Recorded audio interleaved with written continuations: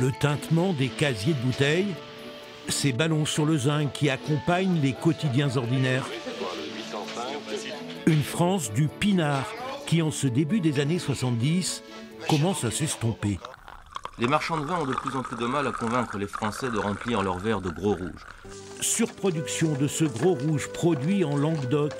La vigne comme monoculture d'une terre peuplée de milliers de petits vignerons. Et puis, il y a ces pinardiers que l'Europe autorise à déverser des millions d'hectolitres de vin italien. Les ferments d'une crise majeure sont réunis.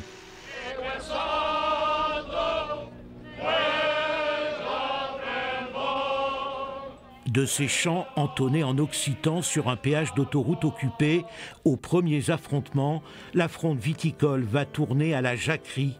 Pendant des mois, le Midi s'embrase, routes coupées, perceptions saccagées. Jusqu'à ce 4 mars 1976, quand à Montredon, près de Narbonne, le comité d'action viticole coupe la voie ferrée. Circulent aussi des fusils chargés à la chevrotine.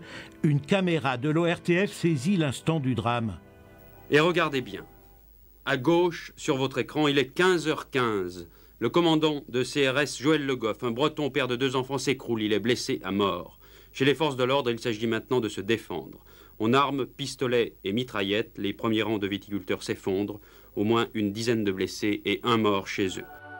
Les obsèques d'Émile Puit, le vigneron tué, rassemblent dans les corbières des milliers de personnes.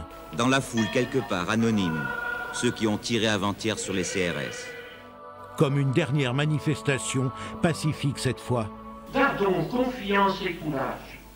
Songez que le vin de nos vignes devient à la messe le sang du Christ. À Bruxelles, le Premier ministre Jacques Chirac obtient que l'Europe distille les énormes surplus. C'est la fin de ce gros rouge qui a taché de sang le Midi. Il faut que l'on arrache les vins qui sont de mauvaise qualité ou à haut rendement. Il faut qu'on les arrache. 50 ans plus tard, on arrache toujours des hectares de cette vigne dont on ne boit plus le vin.